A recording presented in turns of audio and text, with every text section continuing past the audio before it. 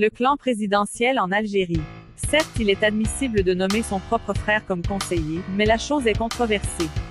Tel est le cas de Saïd Bouteflika, frère cadet du président. D'ailleurs, qu'on le veuille ou non, c'est du népotisme.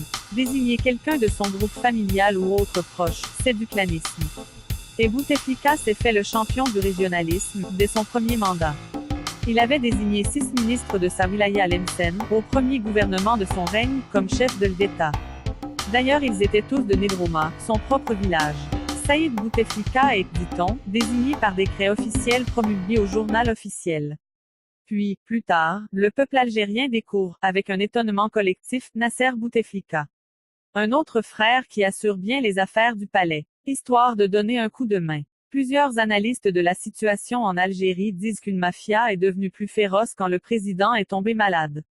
Même des candidats à l'élection du 18 avril 2019 le scandent publiquement. Dans une république où les institutions sont respectées, une telle opaque gabégie ne saurait exister. Mais c'est l'Algérie, sous les ordres de celui qui a été parmi les grands assoiffés de pouvoir. Un troisième et un quatrième mandat, au détriment de la Constitution, démontrent pleinement cette envie inassouvie de mourir au trône. Bouteflika est un élément actif de ce qui est désigné par le clan de Toujda. Le groupe qui a noyauté le MALG, l'ancêtre des services secrets algériens.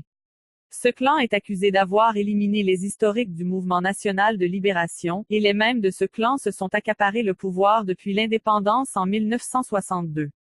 Bouteflika en est le dernier représentant et ne veut lâcher l'affaire de gouverner un peuple devenu aveugle avec une religion violente, trompeuse et mal intentionnée.